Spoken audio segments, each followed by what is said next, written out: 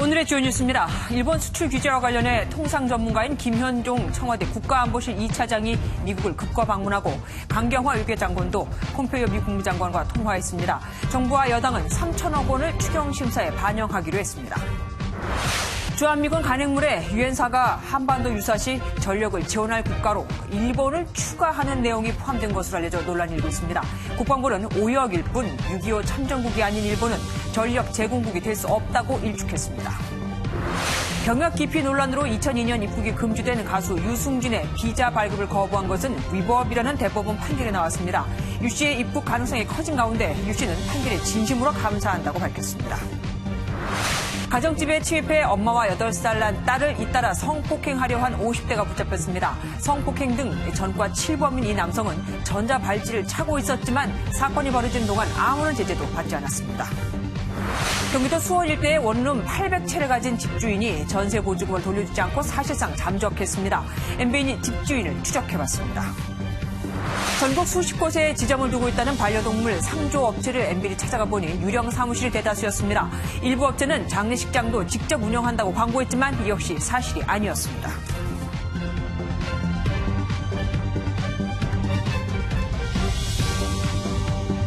통상 전문가인 김현종 청와대 국가안보실 2차장이 미국에 도착했습니다. 일본의 수출 규제와 관련해 미국에 중재를 요청하기 위해서죠. 당정청도 피해 기업을 지원하기 위해 3천억 원을 긴급 투입하기로 했습니다. 먼저 최종락 기자가 보도합니다. 김현종 청와대 국가안보실 2차장과 김희상 외교부 양자 경제국장이 워싱턴에 도착했습니다. 유명희 통상교섭 본부장 역시 다음 주 미국을 방문해 일본 수출 규제와 관련한 대미 여론전을 펼칠 예정입니다. 김 차장은 방문 목적에 대해 미국 중재 요청이라고 밝혔고 청와대 핵심 관계자도 일본 수출 규제를 포함해 한미 간 협의라고 확인했습니다. 일본의 수출 규제가 한국뿐 아니라 세계 경제를 위협한다는 논리로 일본에 절대적인 영향을 미치는 미국을 지렛대로 활용한다는 전략으로 풀이됩니다. 민주당과 정부, 청와대도 고위 당정청 협의회를 열고 일본의 통상보복 대응 방안을 논의했습니다. 협의회에선 일본의 수출 규제 3대 품목과 추가 규제가 예상되는 품목을 중심으로 기술 개발 지원을 위해 긴급 예산을 투입하기로 했습니다. 일본의 수출 규제 대응을 위해 긴급히 추진해야 할 사업을 중심으로 최대 3천억 원 수준의 예산을 추경심사 과정에서 반영하기로 했습니다. 청와대는 대일 특사와 관련해서는 구체적으로 수면 위로 올라오면 말할 수 있다고 밝혀 기존에 논의된 바 없다보다는 진전된 반응을 보였습니다. MBN 뉴스 최종락입니다. 일본의 수출 규제 조치 발표 이후 한일이 처음으로 만납니다. 그런데 이 만남을 두고 우리는 협의라고, 일본은 설명회라고 합니다. 일본은 자신들의 입장을 설명만 할 뿐 우리와 협의에 무언가를 바꿀 마음은 없다는 뜻이죠. 이병주 기자입니다. 일본의 수출 규제 조치 이후 첫 한일 당국자 만남이 내일 오후 일본 도쿄에서 비공개로 열립니다. 우리 측은 산업통상자원부 무역안보과장 등 5명이 참석하고 일본도 경제산업성 안전보장무역관리과장 등 5명이 나섭니다.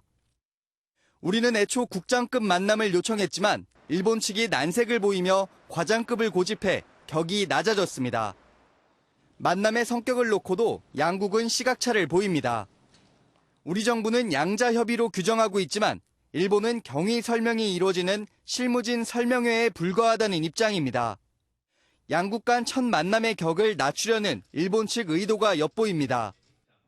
우리 정부는 이번 협의에서 일본 조치에 대한 우리의 의견을 전달하고 구체적인 설명을 요구할 계획입니다. 또 이번 협의를 시작으로 보다 격상된 국장급 논의도 추진할 방침입니다. 한일 전략물자 수출 통제 관련되는 협의에서는 이런 부분들에 대해서 일본 측에 소명을 이제 요청할 그런 예정입니다. 하지만 이번 사태가 촉발된 강제징용 등 과거사 문제를 실무자선에서 논의하는 게 사실상 불가능해 자칫 일본의 명분 쌓기에만 활용될 수 있다는 우려도 나옵니다. MBN 뉴스 이병주입니다. 그런데 일본 문제가 시급한 이때 강경화 외교부 장관은 아프리카 순방 중이라고 하죠. 이낙연 국무총리는 아시아를 순방할 예정이라고 하고요. 자유한국당이 일본 관련 문제에 집중하라고 압박했습니다. 권현봉 기자입니다. 아프리카 3개국 순방에 나선 강경화 외교부 장관과 방글라데시 등 4개국 순방을 떠날 예정인 이낙연 국무총리. 자유한국당은 두 사람의 순방 일정을 강도 높게 비판했습니다. 이낙연 총리 순방 취소하십시오. 강경화 장관 당장 귀국하십시오. 위기를 오히려 키우고 국내 정치에 활용하겠다는 심산이 아닌지. 일본의 수출 규제 조치와 경기 침체 등 현안이 산적해 있는 상황에서 정부의 안이한 인식과 대응을 비꼰 겁니다. 그러면서 문재인 정권의 대응을 보면 초보 운전자가 버스를 몰고 있는 것 같은 아찔함과 불안감이 있다며 청와대로까지 비난 수위를 높였습니다. 자유한국당의 연이은 공세에 더불어민주당은 일본 경제보복대책 특별위원회 첫 회의를 열고 초당적 협력을 강조했습니다. 명백한 경제 도발이고 침략입니다. 경제 대 경제의 단선적 대응은 물론 전방위적 대응이 필요합니다. 일본의 수출 규제 조치를 둘러싼 야권의 거센 압박에 여당도 실질적인 움직임에 나서면서 해결책을 찾기 위한 범정부 차원의 고민이 깊어지고 있습니다. MBN 뉴스 권용보입니다. 얼마 전 일본 언론이 한국이 북한에 전략 물자를 반출했다며 수출 규제 조치가 정당하다고 주장했죠. 그러자 하태경 바른미래당 의원이 오히려 일본이 북한에 전략 물자를 반출했다는 자료를 공개했습니다. 최형규 기자입니다. 하태경 바른미래당 의원이 국회에서 기자회견을 열고 일본이 전략 물자를 북한에 밀수출했다며 근거 자료를 공개했습니다. 일본 안전보장 무역정보센터의 부정수출 사건 개요 문건을 공개한 하 의원은 지난 1996년부터 2013년까지 20년 가까이 30건이 넘는 대북 밀수출 사건이 적발됐다고 밝혔습니다. 앞서 일본 방송 후지TV가 한국에서 전략물자가 4년 동안 밀수출된 게 156건이나 된다며 전략물자 관리가 허술하다고 보도한 데 대한 반격에 나선 겁니다. 특히 핵무기와 생화학무기 개발에 사용될 수도 있는 물자들이 넘어갔다며 구체적인 사례도 소개했습니다. 1996년 불화나트륨과 불화수소산 각각 50kg이 북한 선박에 실렸고 2003년에는 직류 안정화 전원이, 2004년에는 주파수 변환기 한 대가 제3국을 거쳐 북한으로 넘어갔다고 밝혔습니다. 일본에서 한국이 핵무기에 사용되는 불화수소를 북한에 밀수출했을 수 있다는 궤변이 나오고 있는데요. 정작 북한에 불화수소를 수출한 나라는 한국이 아니라 일본이다. 하 의원은 그러면서 일본이 감정적인 대응을 해선 안 된다며 일본 정부의 수출 규제 철회를 촉구했습니다. MBN 뉴스 최영규입니다. 우리나라에 전쟁이 나면 일본이 유엔사를 도와 전력을 지원한다. 오늘 하루 유엔사 전력 제공국에 일본이 추가될 가능성이 제기되면서 큰 논란이 일었습니다. 유엔사는 6.25 전쟁 이후 북한의 남측 침략에 대응하기 위해서 1950년에 창설된 다국적 군인데 유엔사 참여국들 중에는 한반도 유사시 직접 싸울 병력을 지원하는 국가를 전력 제공국이라고 합니다. 일본은 참전국이 아니기 때문에 당연히 여기서 빠져 있는데 한국도 모르는 새 미국이 일본을 전력 제공국에 포함시키려 한다는 얘기가 들려온 겁니다. 백길종 기자가 보도합니다. 해마다 주한미국 사령부가 발간하는 주한미국 전략 다이제스트입니다. 여기에 유엔 사령부가 유사시 일본과 지원 및 전력 협력을 지속한다고 돼 있습니다. 사실이라면 유사시 일본 자위대가 유엔군 깃발을 들고 투입될 수 있다는 건데 국방부가 즉각 반박에 나섰습니다.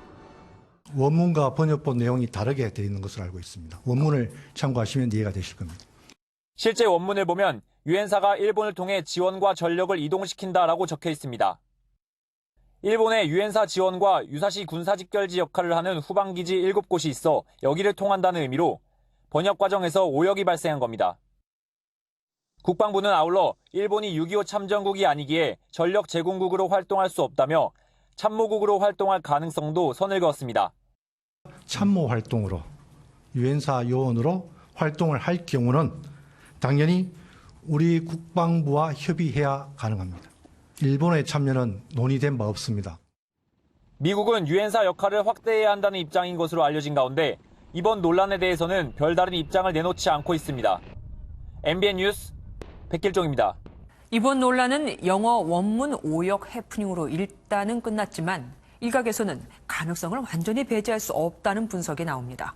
미국이 중국을 견제하기 위해서 일본까지 끌어들여 유엔사 역할을 확대할 수 있다는 겁니다. 사실 전쟁 가능한 국가를 꿈꾸는 일본 입장에서도 좋겠죠. 김근희 기자입니다. 최근 미국이 유엔사에 전력 제공국이 아닌 독일의 연락장교를 파견하는 방안을 추진한 것으로 확인됐습니다. 지난 5월 뒤늦게 이를 알게 된 우리 국방부가 우리 정부와 사전 협의가 없었다며 거부해 무산됐습니다. 이 같은 움직임을 두고 최근 미국이 유엔사의 역할과 규모를 확대하려는 것 아니냐는 해석이 나옵니다. 앞으로 종전선언이나 평화협정이 체결되면 정전협정을 이행하는 유엔사의 입지가 좁아질 수밖에 없습니다. 유엔사의 역할 재정립이 필요한 가운데 전작권 전환을 앞둔 만큼 유엔사의 전력 제공 역할을 강화하는 것이란 분석입니다. 이 과정에서 미국이 한반도 내 중국 영향력을 견제하기 위해 일본까지 유엔사로 끌어들일 가능성을 배제할 수 없습니다. 한반도에서의 중로 견제용은 될 거예요. 기본적으로는 그렇게 유엔사를 어떻게 발전시킬까 해서 나올 수밖에 없는 자연스러운 일본과의 협력. 이는 일본의 군대 보유를 금지한 이른바 평화헌법을 개정하려는 아베 총리의 이해관계와도 맞아떨어집니다. 하지만 독일과 마찬가지로 우리 정부와 사전 협의가 필요한 만큼 당장 실현 불가능하다는 전망에 무게가 실립니다. MBN 뉴스 김근희입니다. 병역 기피 논란으로 17년간 입국이 거부된 가수 유승준 씨가 대법원 판결로 한국땅을 밟을 수 있게 됐습니다. 대법원은 국적 포기 당시 내려졌던 입국 금지를 이유로 병역 해제 나이가 지나서까지 계속 비자 발급을 거부하는 건 위법이다. 한마디로 지나치다고 판단했습니다. 이혁근 기자입니다. 군대에 가겠다는 의사를 밝히다 지난 2002년 돌연 한국 국적을 포기하고 미국 시민권을 취득한 90년대 인기 가수 유승준 씨. 병역 기피 논란이 확산되자 법무부는 즉각 유 씨에 대해 입국 금지 결정을 내렸습니다. 이후 해외에 거주하던 유 씨는 지난 2015년 병역 해제 나이인 38살이 되자 재외동포 체류 자격 비자를 LA 총영사관에 신청했지만 거부당했습니다. 제가 외국에 살고 있고 또 미국 시민권자이긴 하지만 저는 한국인의 피가 흐르고 있는 한국의 혈통이라고 저는 생각하고요. 유 씨는 비자 거부 처분을 취소해달라며 소송을 냈지만 1, 2심은 모두 유 씨가 국내에서 방송 활동을 하면 장병 사기가 떨어지고 병역 기피 풍조가 퍼진다며 받아들이지 않았습니다. 하지만 대법원에서 판결이 뒤집혔습니다. 대법원은 유 씨가 도덕적으로 비난받을 수 있다면서도 당시 입국 금지 결정만으로 비자 발급을 거부해서는 안 된다며 2심 판결을 다시 하라고 주문했습니다. 병역 기피 목적으로 외국 국적을 취득하더라도 38살이 되면 특별한 사정이 없는 한 재외동포 체류 자격을 부여하는 재외동포법도 고려해야 한다는 겁니다. 남은 재판 절차에서 대법원의 취지대로 판결이 확정되면 영사관은 유승준 씨의 비자 발급 여부를 다시 판단해야 합니다. MBN 뉴스 이혁근입니다. 가수 유승준 씨는 이번 대법원 판결 소식을 듣고 마지막 기회라 생각했지만 예상은 못했다며 감사하다는 반응을 보인 것으로 알려졌습니다. 가족들은 눈물을 흘렸다고 합니다. 김순철 기자입니다. 지난 2002년 군입대를 앞두고 있던 가수 유승준 씨는 일본에서 콘서트를 마친 뒤 미국에 있는 가족에게 인사하고 돌아오겠다며 출국했습니다. 하지만 유 씨는 미국 LA 총영사관에 가서 한국 국적 포기 신청을 했습니다. 당당하게 군입대를 하겠다며 징병검사까지 받았던 터라 대중의 비난 여론도 걷잡을 수 없이 커졌습니다. 상황의 심각성을 느낀 유 씨는 기자회견을 하러 인천국제공항에 왔지만 입국 금지 조치로 결국 추방됐습니다. 2년 반 동안의 그 공익 근무를 하고 나면 제 나이가 거의 30이 됩니다. 댄스 가수의 생명이 짧은 거를 제 자신이 너무나도 잘 알기 때문에. 이후 중국 등에서 배우와 가수로 활동하며 한국 복귀를 희망했던 유 씨. 2015년에는 한 인터넷 방송에서 무릎을 꿇고 읍소했지만 방송이 끝난 줄 알았던 스태프의 욕설이 나가면서 진정성 논란이 불거지기도 했습니다. 뒤늦게 깨우치고. 세 번째 이야기는 뭐냐고 하는데 이거 안 꺼졌잖아. 17년 동안 한국당을 밟지 못했던 유 씨는 이번 판결 소식에 한동안 말을 잇지 못했고 가족들도 눈물을 보인 것으로 알려졌습니다. 본인이 말문이 막혀서 말을 못하죠. 아버님 그리고 와이프 다 같이 소식을 듣고 깜짝 들고 격하게 반응했죠. 다만 유 씨 측은 입국이 우선이라며 일각에서 제기된 연예계 복귀 가능성에 대해서는 선을 그었습니다. MBN 뉴스 김순철입니다. 여러분은 이번 대법원의 판단을 어떻게 보십니까? 병역을 기피했으니 받아줘서는 안 된다. 아니다. 17년 이상 입국을 못할 정도의 중죄는 아니다로 유승준 씨 논란은 오늘 하루 가장 뜨거운 감자였습니다. 조경진 기자입니다. 유승준 씨의 입국 제한은 부당하다는 대법원 판결에 유승준 세 글자는 포털 검색어 상위권으로 껑충 뛰었습니다. 관련 기사마다 수천 개의 댓글이 달렸습니다. 군대 갔다 온 게 후회된다. 군대 안 간 남자는 절대 용납 못한다는 반대 입장부터. 간다고 일단 국민들한테 말해놓고서 어떻게 보면 미국으로 도망을 간 거잖아요.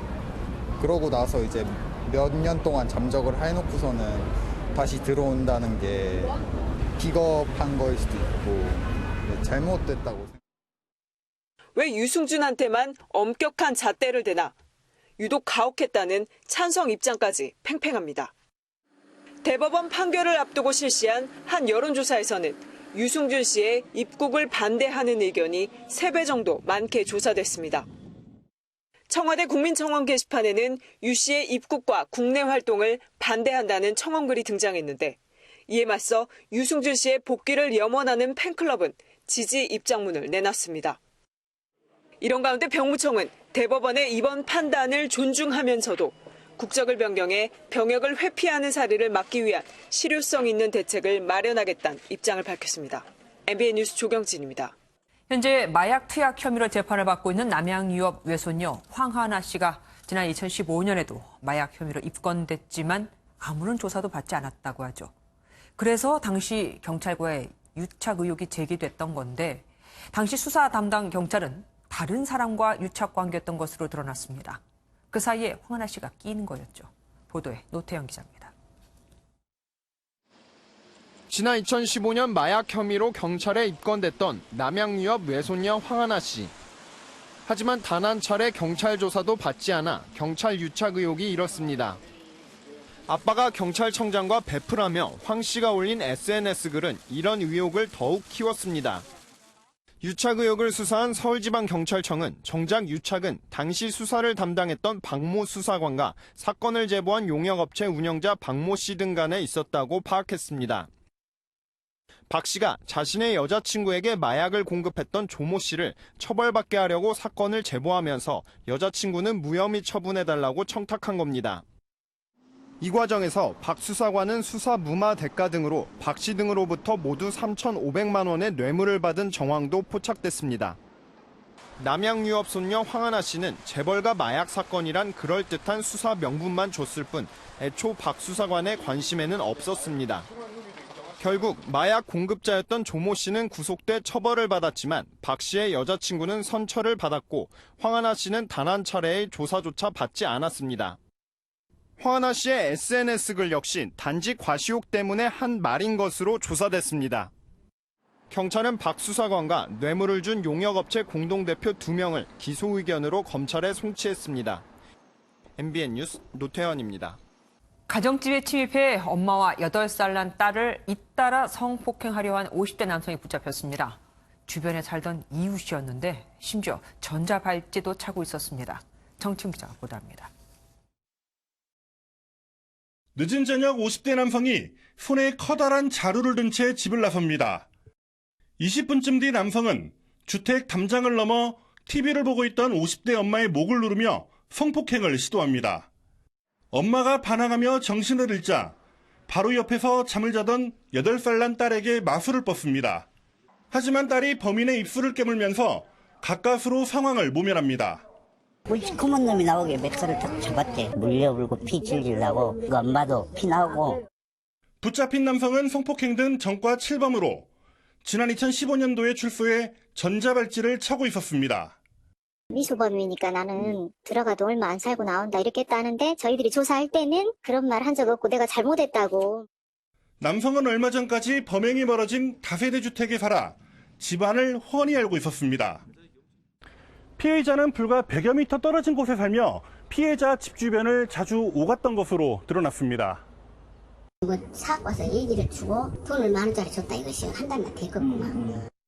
전자발찌를 차고 있었지만 주거지 인근에서 벌어진 사건을 막지는 못했습니다. 경찰은 피해 모녀를 보호시설로 보내는 한편 피의자를 조사하고 있습니다. MBN 뉴스 정춘우입니다. 모텔에서 주점 여종업원이 숨진 채 발견됐습니다.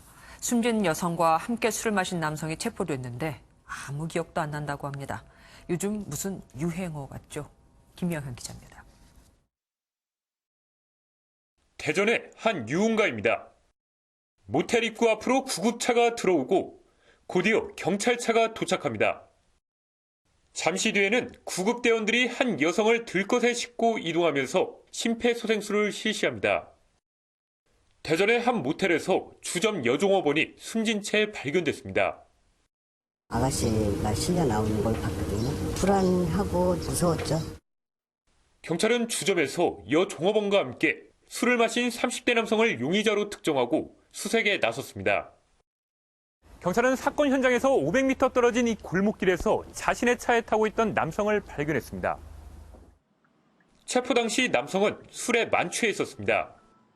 CCTV를 확인한 결과 남성이 숨진 여종업원과 함께 모텔에 들어갔다 2시간이 지난 뒤 홀로 나오는 모습이 포착됐습니다.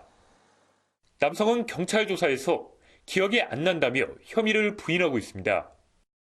혈흔은 조금 있어요, 바닥에. 증거는 거의 많이 확보되어 있는 상태입니다.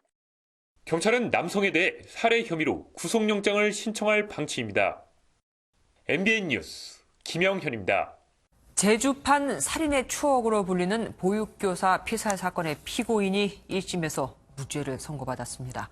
살인의 직접 증거는 없고 간접 증거만 있어서 유죄가 인정될까 주목되던 사건이었는데 무죄가 나온 겁니다. 사건은 영구 미제로 남을 가능성이 커졌습니다. 박상호 기자입니다.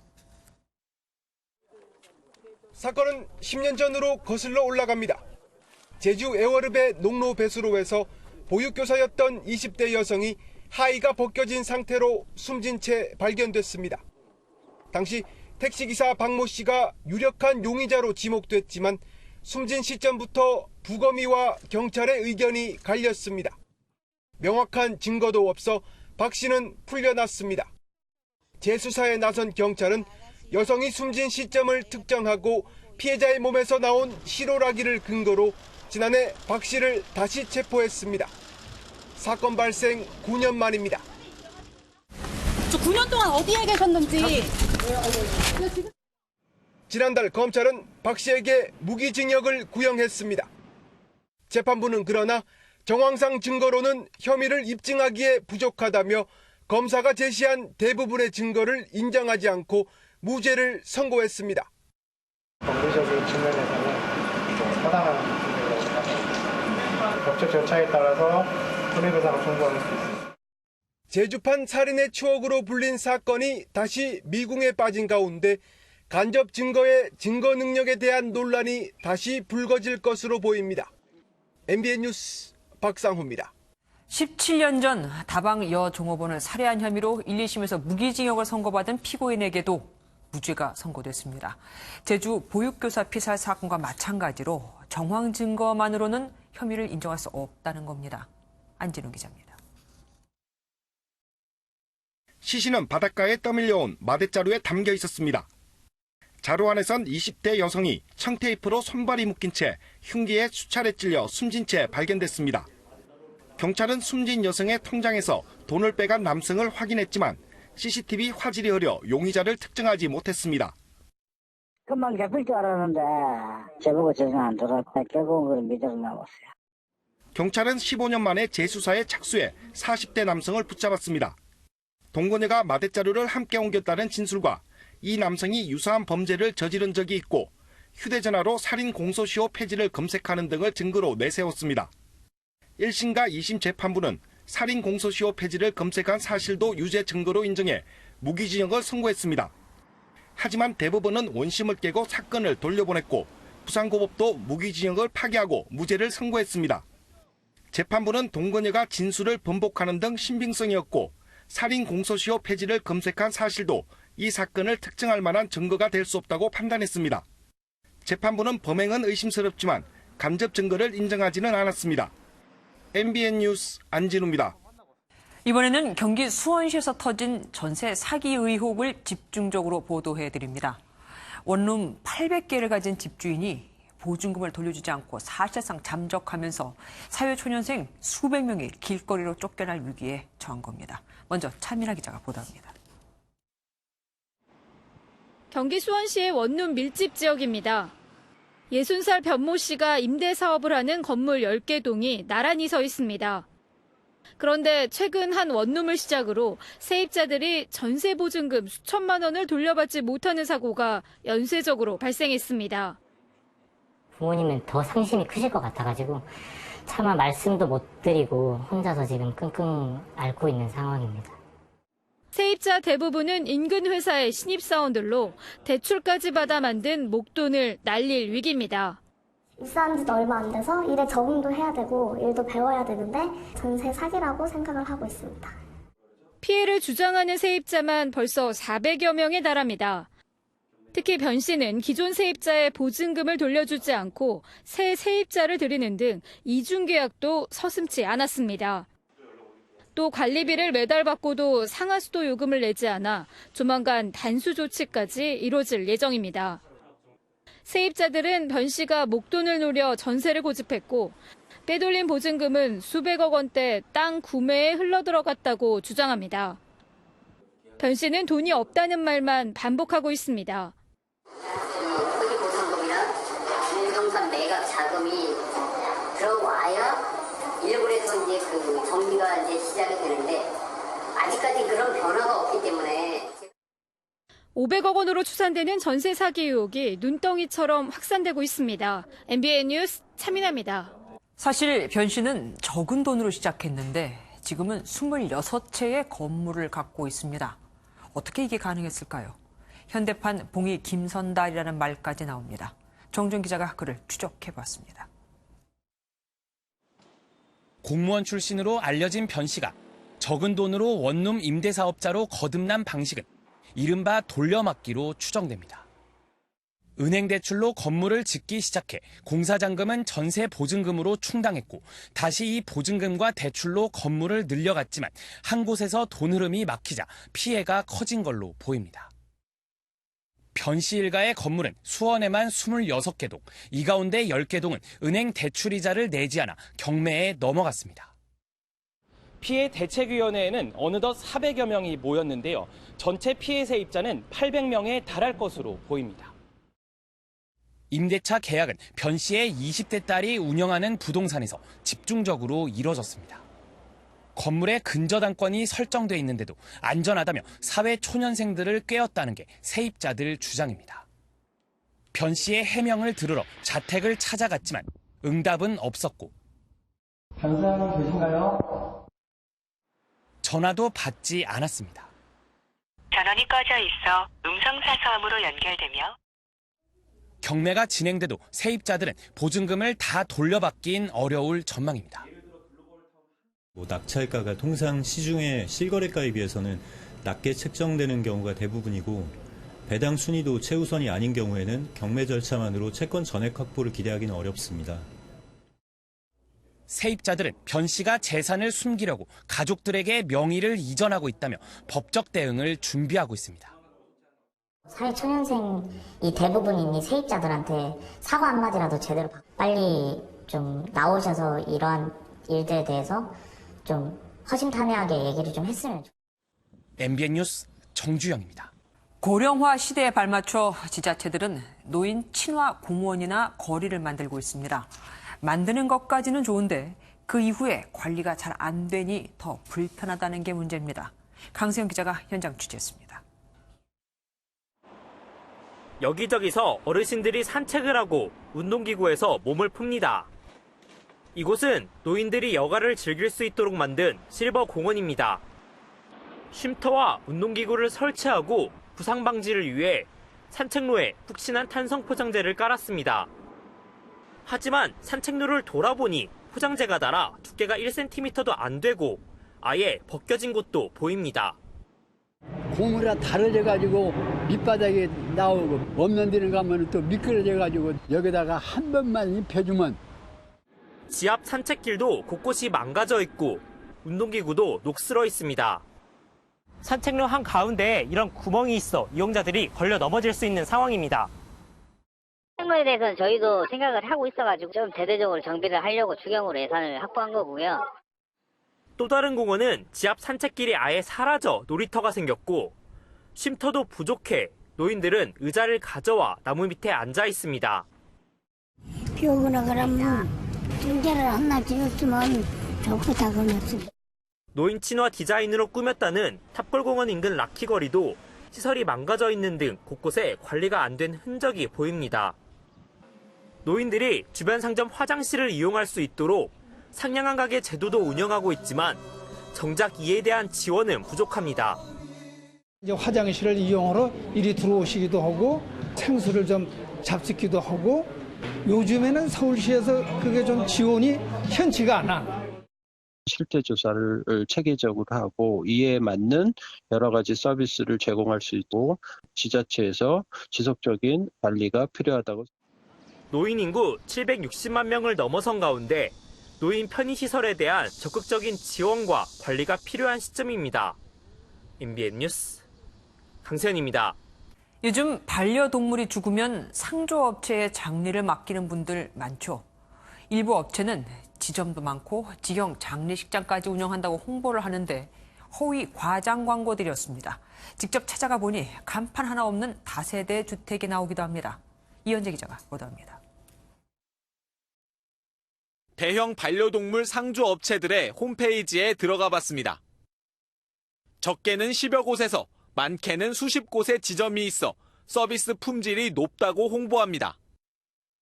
정말 그런지 사무실 주소를 직접 찾아가 봤습니다. 한 업체 사무실 주소지를 찾아와 봤더니 간판도 없는 다세대 주택이 나왔습니다. 다른 업체는 결혼식장 건물을 지점 주소지로 등록해놨고 또 다른 업체는 본사 사무실조차 제대로 갖추지 않았습니다. 그러니까 전화기 한 대 가지고 하는 회사들이고 한두 대 가지고 하는 회사고. 상조업체가 장례식장을 직접 운영한다고 거짓 안내를 하기도 합니다. 직영으로 하는 데인지. 본사에서 다 직영으로 운영하는 곳이기 때문에. 장례업체의 말은 다릅니다. 그러니까 여기는 그냥 개별 업체죠. 그렇죠. 저는 개별 업체입니다. 상조업체를 믿었던 고객들은 이런 사실을 까맣게 몰랐습니다. 슬픔 때문에 경황이 없어서 사실 그것까지 신경 쓰기는 정말 힘들었어요. 최근 메모리얼 스톤 사기 논란에 휩싸인 경기 시흥시의 장례업체를 찾았던 이들도 대부분 상조업체를 통했습니다. 스톤 피해자들은 상조업체도 공범이라며 법적 대응을 계획하고 있습니다. MBN 뉴스 이현재입니다. 친구들끼리 복권을 나누어 갖거나 선물로 주고받은 경험 한두 번쯤 있으시죠? 그런데 이때 복권이 당첨되면 당첨금은 어떻게 해야 할까요? 알아두면 좋을 생활 속 법률 이야기 생생로 유호정 기자가 알아봤습니다. 복권을 사서 친구들과 나눠서 긁었는데 그중 한 복권이 당첨된다면 당첨금은 어떻게 해야 할까요? 준 거잖아. 그러면 받은 사람한테 소유권이 있다고 나는 생각을 해. 친구랑 반반 나누는 게 저는 맞다고 생각합니다. 복권값을 낸 사람이 가져가야 한다고 생각할 수 있지만 자칫 처벌을 받을 수도 있습니다. 즉석 복권 4장을 사서 지인 3명과 각각 한 장씩 나눠 긁은 한 남성. 이 남성은 혼자서 당첨금 4천만 원을 모두 챙겼다가 횡령죄로 유죄 판결을 받았습니다. 남성은 자신의 돈으로 산 복권인데다 지인들은 단순히 재미로 복권을 긁어준 것이라고 주장했지만 법원은 4명이 당첨금을 나눠 가져야 한다고 판단했습니다. 나머지 사람들은 단순히 복권만을 긁어줘야 된다. 라는 의사를 명확하게 밝혔을 경우에만, 그렇지 않고 한 사람씩 나눠서 긁기로 했다면 그 수령액을 공동으로 나누기로 했다는 묵시적인 의사가 포함되어 있다고 볼 수 있습니다. 이런 경우 당첨금이 누구 것인지 미리 약속을 하는 게 혹시 모를 다툼을 막는 방법이라는 겁니다. 하지만 복권을 주면서 이 복권을 가지라는 의사를 분명히 했다면 복권의 소유권이 넘어갔으니 당연히 당첨금을 나눠 갖자고 할 수도 없겠죠. 그렇다면 친구가 준 로또로 1등에 당첨된 사람이 친구에게 당첨금을 나눠주겠다고 말했다면 이 약속은 효력이 있을까요?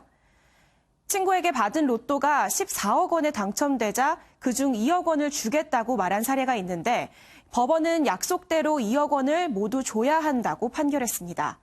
말로 한 약속도 계약이라는 겁니다. 재미삼아 사는 복권이지만 당첨금이 많은 만큼 뜻밖의 분쟁에 휘말릴 수도 있다는 점 유념하셔야겠습니다. 생생로 MBN 뉴스 유호정입니다. 국회 패스트트랙 국면에서 일어난 폭력 사태와 관련해 한국당 의원들은 경찰에 나가질 않고 있죠. 하지만 범여권 의원들은 반대입니다. 부르지 않아도 적극적으로 나가겠다고 합니다. 김도현 기자입니다. 국회 패스트트랙 지정 국면에서 일어난 여야 고소고발전에 대한 경찰 수사가 속도를 내고 있습니다.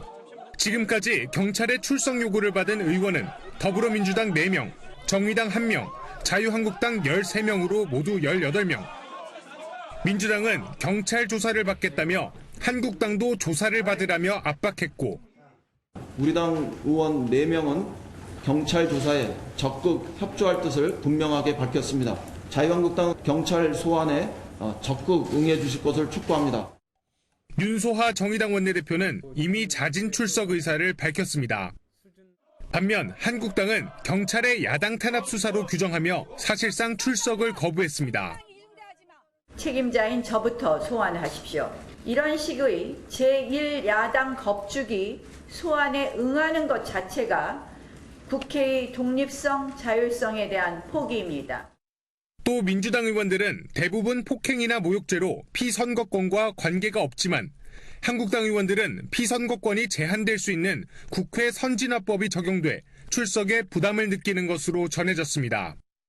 의원들이 소환을 계속 거부하더라도 체포 등 강제 조사는 사실상 어려운 만큼 경찰 수사는 계속 늦춰질 것이란 전망이 나옵니다. MBN 뉴스 김도형입니다. 나경원 자유한국당 원내대표가 정부 여당을 향해 과거 폭력 조직 두목 이름을 빗대 강도 높게 비판했습니다. 조국, 양정철, 김정은 이 세 사람의 이름을 한 글자씩 따서 이른바 조양은 세트로 나라가 엉망이라고 지적했는데 윤석열 검찰총장 후보자에 대해서는 말을 아꼈습니다. 전정희 기자입니다. 나경원 자유한국당 원내대표는 정부 여당을 과거 폭력조직 두목이었던 조양은 씨 이름에 빗대 거칠게 쏘아붙였습니다. 나 원내대표는 조국 청와대 민정수석과 양정철 민주연구원장 그리고 김정은 북한 국무위원장 세 사람의 이름을 조합해 이른바 조양은 세트로 나라가 온통 엉망이라고 비판했습니다. 여기에 문재인 대통령까지 합치면 대한민국의 퍼펙트 리스크 조합이라고 몰아붙였습니다. 조양은 플러스 문재인 대통령. 정말 지금 이 나라가 어디로 가고 있는지 모르겠습니다. 조양은이 없는 정치. 다만 청문보고서 채택을 거부하며 자진 사퇴를 요구하고 있는 윤석열 검찰총장 후보자에 대한 공개 발언은 삼갔습니다. 청와대가 사실상 임명수순에 들어가자 공세 수위를 조절한 것으로 보입니다. 바른미래당은 윤 후보자 임명 강행에 대한 전국 경색의 책임은 대통령이 져야 한다고 목소리를 높였습니다. 부적격 인사를 끝내 검찰총장에 앉힌다 해도 국회가 이를 막을 방법은 없습니다. 그러나 이후 전국 경색의 책임은 온전히 대통령이 져야 한다는 사실을 여야가 오는 15일까지 윤 후보자의 인사청문 경과 보고서를 채택하지 못하면 청와대는 윤 후보자를 그대로 임명할 것으로 보입니다. MBN 뉴스 전정인입니다.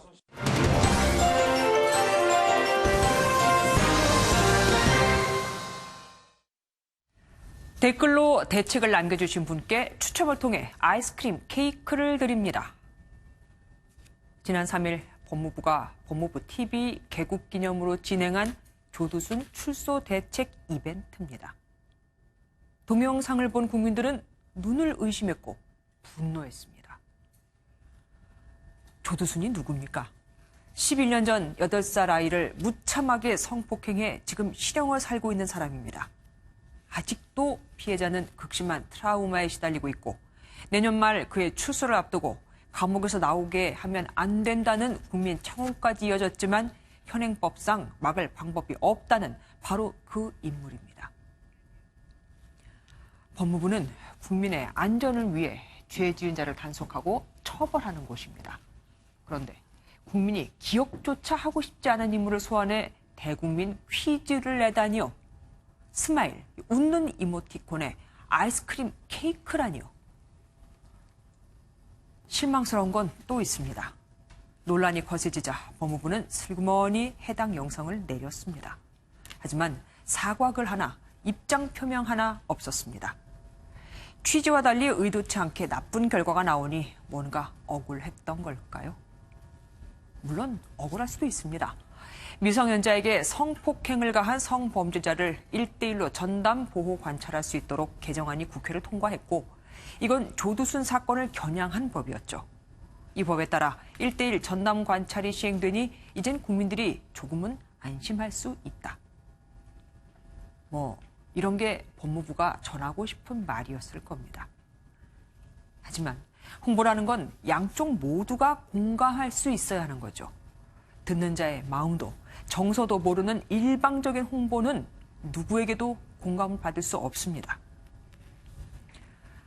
차라리 법이 개정됐어도 불안해하는 국민들을 위해 현실적으로 법의 취약한 부분은 더 없는지 살펴보고 정부 입법으로라도 더 추진할 부분은 없는지 목소리를 내줬더라면, 이런 노력들을 보여줬다면 어땠을지 그들의 빈곤한 상상력이 안타까울 뿐입니다. 뉴스초점이었습니다. 이탈리아 동부 해안에 야구공만한 우박이 떨어지고 강력한 폭풍이 몰아쳤습니다. 기후변화 때문이라고 하는데 앞으로도 이런 현상은 종종 발생할 거라고 합니다. 구경호 기자입니다.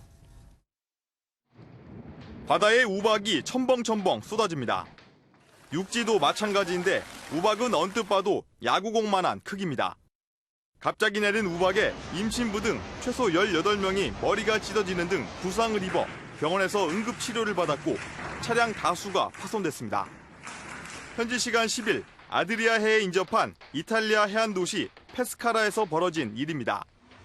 우박은 곧 폭우로 바뀌었고 단시간에 100mm에 달하는 장대에 비해 시립병원이 침수되는 등 피해가 속출했습니다. 인근 토르토레토 해변에는 강력한 폭풍이 몰아쳐 피서를 즐기던 사람들이 혼비백산했습니다. 오시모 지역에서는 200년 된 대형 소나무가 쓰러져 여성 1명이 중상을 입기도 했습니다. 현지 전문가들은 이 같은 재해가 기후변화 때문이라고 분석했습니다. 고기압이 예년보다 한 달 일찍 약해지면서 극단적인 기상이변이 나타난 건데 앞으로도 이 같은 현상이 종종 발생할 것으로 전문가들은 내다보고 있습니다. MBN 뉴스 구경호입니다.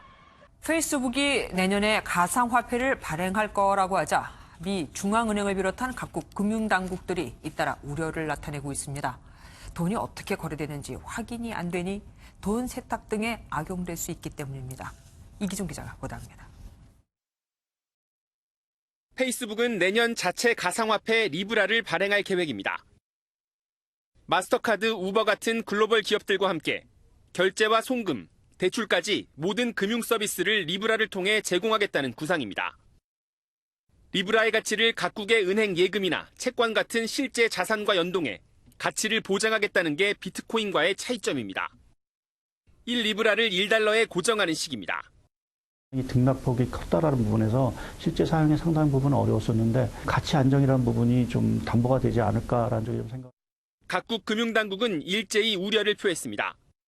페이스북 가입자가 24억 명에 달해 파괴력이 클 수밖에 없는데 중앙은행의 통제를 벗어나기 때문입니다. Libra raises many serious concerns regarding privacy, money laundering, consumer protection, and financial stability. 우리 금융당국도 경제위기 때 은행 예금이 리브라로 흘러가는 뱅크런 가능성까지 제기했습니다. 페이스북 리브라는 디지털 달러가 될 수 있을지, 금융 시스템을 위협하는 새 가상화폐 등장에 각국 금융당국이 촉각을 곤두세우고 있습니다. MBN 뉴스 이기종입니다. 오늘 안에 내년도 최저임금이 결정될까요? 노동계와 경영계가 입장차를 좁혔는지 현장에 나가 있는 취재기자 연결해서 알아보도록 하겠습니다. 전민숙 기자, 어떻게 됐습니까? 네, 정부 세종청사 최저임금위원회에 나와 있습니다. 오늘 오후 4시 반부터 내년도 최저임금을 결정하는 제12차 전원회의가 이곳에서 열리고 있습니다. 노동계와 경영계는 각자 논의를 하기 위해 회의를 잠시 멈췄다가 방금 전 저녁 8시부터 다시 회의를 시작했습니다. 양측의 2차 수정안은 아직 공개되지 않았습니다. 어제 노동계는 올해 최저임금에서 14.6% 인상된 9,570원을, 경영계는 2% 삭감된 8,185원을 1차 수정안으로 제시했습니다. 최초 요구안인 10,000원과 8,000원에서 한 발짝 물러났지만 여전히 큰 격차입니다. 양측이 끝내 합의점을 찾지 못하면 공익위원들이 심의 촉진 구간을 정해 그 안에서 논의를 이어가게 됩니다. 심의 촉진 구간은 공익위원들의 사전 권고대로 0% 초과, 9.9% 이하가 제시될 가능성이 높습니다. 이틀 전 박준식 최저임금위원장은 오늘까지 논의를 끝내겠다고 밝혔는데요. 회의는 자정을 넘겨 새벽까지 이어질 것으로 보입니다. 정부는 늦어도 15일까지는 내년도 최저임금을 결정해달라고 주문했습니다. 지금까지 정부 세종청사 최저임금위원회에서 MBN 뉴스 전민석입니다. 숫자를 보는 오늘의 뉴스입니다. 올 상반기 우리나라에 대한 외국인 직접 투자가 45%나 줄었습니다. 100억 달러를 넘겼던 투자가 56억 달러까지 줄었으니 한국에 대한 투자 매력이 크게 줄어들었다고 봐야겠죠. 특히 일본의 대한국 투자는 반토막이 났고 중국은 아예 투자를 끊었다고 할 정도인 90%가 감소했습니다. 이런 직접 투자 감소세 속에서도 첨단 기술과 신산업 분야, 한류와 연계된 문화 서비스는 투자가 계속되고 있다니 그나마 위안이 됩니다. 1인 가구나 집안일 하기 바쁜 분들은 청소와 빨래, 쓰레기 버리기까지 시간이 모자라죠. 애플리케이션으로 간편하게 집안일을 대신 맡길 수 있는 가사 서비스들이 요즘 남녀노소에게 인기라고 합니다. 민지숙 기자가 보도합니다. 프리랜서로 일하는 문성민 씨는 빨래하거나 세탁소를 찾아가는 일이 거의 없습니다. 휴대폰 애플리케이션으로 예약한 뒤 집 앞에 세탁물을 놔두면 며칠 뒤 깨끗한 옷을 받아볼 수 있기 때문입니다. 배달 비용이 추가되지만 집안일 대신 자신의 일에 집중하는 시간을 확보할 수 있습니다. 차라리 그 시간에 일을 하면은 더 많이 돈을 벌 수 있는데 취미 시간도 가질 수 있고 해갖고 조그만한 시간이라도 되게 크거든요, 그게. 초등학생 손자 2명을 돌보는 신현남 씨도 바쁜 시간엔 집안 청소를 대신 맡깁니다. 한글 공부방도 보내고 바깥에 케어를 많이 하러 다녀요. 그래서 항상 일이 많이 밀려요. 그럴 때 이제 한 번씩 부르면 편안하게 다 해주고 가시니까. 원하는 시간과 집의 크기를 입력한 뒤 후기를 보며 원하는 도우미를 고를 수도 있습니다. 구청에 신고한 뒤 직접 내놓아야 하는 무거운 폐기물 역시 대신 수거해주는 서비스가 인기입니다. 자신의 일에 집중하는 시간을 위해 가사 서비스를 찾는 사람들이 늘고 있습니다. MBN 뉴스 민지숙입니다. 안녕하십니까, 스포츠 뉴스입니다. 요즘 프로축구에선 골을 넣어도 곧바로 기뻐할 수 없습니다. 비디오 판독 VAR 때문인데요. 이 비디오 판독의 도입으로 K리그 그라운드의 풍경도 바뀌고 있습니다. 강용호 기자입니다. 골대를 맞고 나온 공을 문전에 있던 문선민이 재빨리 집어넣지만 이내 부심이 오프사이드를 선언합니다. 주심이 VAR 심판과 대화를 나누더니 재차 골을 선언합니다. 문선민은 그제서야 못다한 골 세리머니를 이어갑니다. 후반 종료 직전 극적인 동점골이 터지지만 VAR을 확인하겠다는 심판의 신호에 골을 넣은 선수는 목이 타들어갑니다. 결국 노골이 선언되고 양팀 관중들의 희비가 엇갈립니다. K리그에 VAR이 도입된 지 만 2년. 골을 넣어도 쉽게 안심할 수 없고 수비 시엔 뒤늦게 반칙 인정되지 않을까 전전긍긍입니다. 자칫 경기 흐름을 깰 수 있다는 우려는 더 정확한 판정을 원하는 현대축구의 흐름을 넘지 못했습니다. VR이 도입해서 굉장히 이제 큰 것들을 바로잡아주는 그런 케이스가 되어 있는데 일단 VR은 굉장히 성공적이라고 봐요. 하지만 VAR 판독을 거친 판결이 오심이 될 경우 더 큰 집중 포화를 맞을 수 있는 상황. 정확하고 공정한 판정에 대한 팬들의 요구는 더욱 높아지고 있습니다. MBN 뉴스 강영호입니다.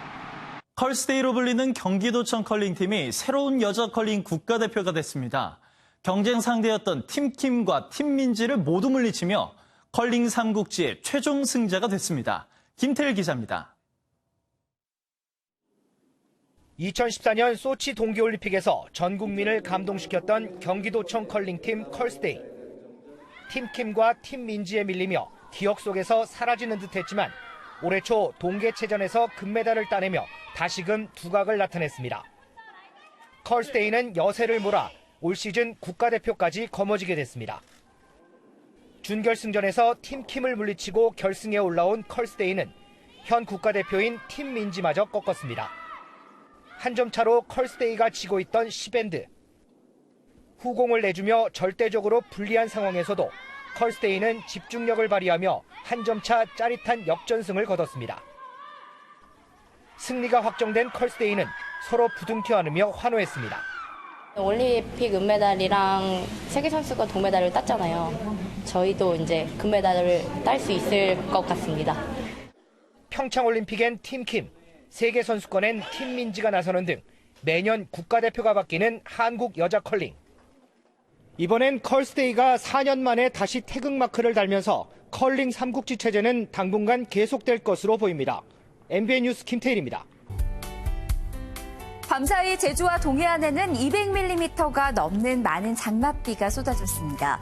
오후 들어 빗줄기는 대부분 약해졌습니다. 내일은 삼복더위 중 첫 번째에 드는 복날인 초복인데요. 내일은 전국이 차차 맑은 하늘을 되찾겠고 비가 오면서 주춤했던 더위도 다시 고개를 들겠습니다.